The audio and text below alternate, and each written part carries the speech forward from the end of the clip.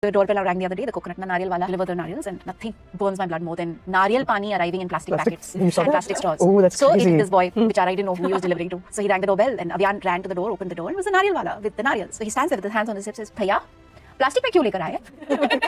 हमारे घर में प्लास्टिक नॉट अलाउड है। आप उसको प्लास्टिक से निकालो, उसको नीचे रखो, आप प्लास्टिक और स्ट्रॉ लेके जाओ."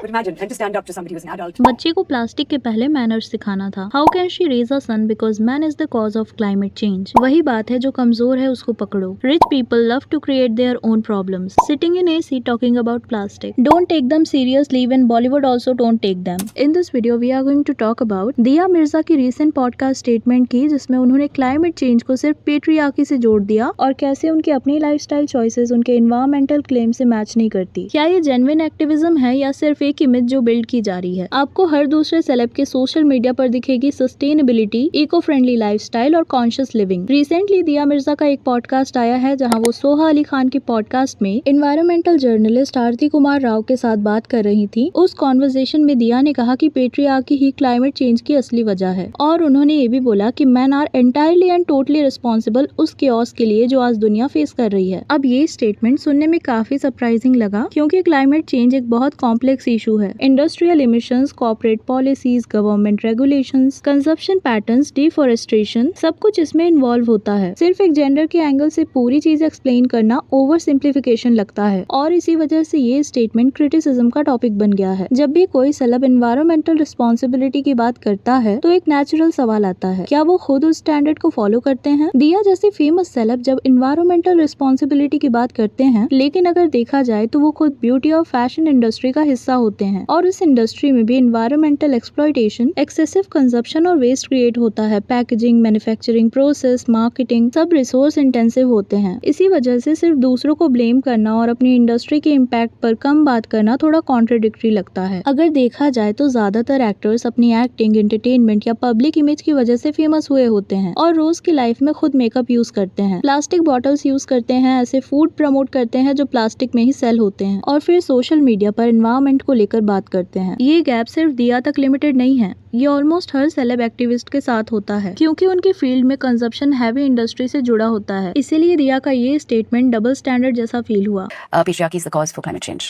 It is the men in this world that You said have, the male ego is a... yeah, it's men who have driven climate change, and they are entirely and totally responsible for the chaos that has been unleashed on our world today, and the misery that people are experiencing everywhere. उसी podcast में दिया ने एक और incident share किया. उन्होंने बताया कि उन्हें सबसे ज्यादा गुस्सा तब आता है जब coconut water single use plastic packaging और प्लास्टिक स्ट्रॉ के साथ डिलीवर होता है. फिर उन्होंने अपने 5 साल के बेटे का एक इंसिडेंट शेयर किया. उनके अकॉर्डिंग जब डिलीवरी बॉय कोकोनट लेकर घर आया तो आव्यान ने डोर खोलते ही उससे कहा, भैया प्लास्टिक में लेकर आए हो, हमारे घर में प्लास्टिक अलाउड नहीं है, आप उसको प्लास्टिक से निकालो, नीचे रखो और प्लास्टिक और स्ट्रॉ वापस ले जाओ. लेकिन यहाँ पर एक इम्पोर्टेंट पॉइंट है, डिलीवरी वर्कर का पैकेजिंग पर एक्चुअल में कोई कंट्रोल नहीं होता. जो लोकल वेंडर या सेलर जिस तरह कोकोनट पैक करके देते हैं वही उन्हें डिलीवर करना पड़ता है. ऐसे में डोर स्टेप पर एक अंडरपेड डिलीवरी वर्कर को लेक्चर देना एनवायरमेंटल एक्टिविज्म से ज्यादा मिसप्लेस्ड लगता है. अगर ऑब्जेक्टिव जेन्युइनली प्लास्टिक वेस्ट कम करना है तो क्रिटिसिज्म उन लोगों की तरफ से होना चाहिए जो पैकेजिंग डिसाइड करते हैं, मैन्युफैक्चरर्स, वेंडर्स या कंपनीज, ना कि चैन का लास्ट पर्सन जो सिर्फ डिलीवरी कर रहा है. अगर कोई सस्टेनेबल लाइफस्टाइल प्रमोट करता है तो रीयूजेबल कंटेनर्स लेकर डायरेक्टली परचेस करना ज्यादा प्रैक्टिकल चॉइस होती है, convenience based delivery apps use करने के बजाय. साथ ही अगर खुद दिया के लाइफस्टाइल को देखा जाए तो वो खुद भी ऐसे प्रोडक्ट्स यूज करती हैं जिनमें प्लास्टिक पैकेजिंग होती है, जैसे कॉस्मेटिक और ब्यूटी प्रोडक्ट, क्योंकि ब्यूटी इंडस्ट्री में प्लास्टिक पैकेजिंग का यूज काफी कॉमन है. इतना ही नहीं, जिस पॉडकास्ट में वो एनवायरमेंटल फ्रेंडली लिविंग और सस्टेनेबिलिटी की बात कर रही थी, उसी अपीयरेंस में उन्होंने पॉलीएस्टर फैब्रिक का आउटफिट पहना हुआ था, जो एक सिंथेटिक फैब्रिक है और पेट्रोलियम बेस्ड मटेरियल से बनता है. ये क्रिटिसिज्म फेयर है या नहीं उसके ऊपर आपके डिफरेंट ओपिनियन हो सकते हैं, लेकिन एक बात क्लियर है, जब कोई सेलेब पब्लिक में सस्टेनेबिलिटी और एनवायरमेंटल रिस्पॉन्सिबिलिटी पर स्ट्रॉन्ग ओपिनियंस रखता है तो नेचुरली ऑडियंस उनसे एक्सपेक्ट करती है कि उनके अपने लाइफस्टाइल, चॉइसेस और एक्शन भी उसी स्टैंडर्ड को रिफ्लेक्ट करें. वोग इंडिया का भी एक आर्टिकल आया था जिसमें दिया को ऐसी सेलेब की तरह प्रेजेंट किया गया जो फैशन और सस्टेनेबिलिटी को साथ लेकर चलती है. उसमें मेंशन था कि दिया को स्टाइल सिर्फ फैशन नहीं बल्कि कॉन्शियस लिविंग का एक्सटेंशन मानती है.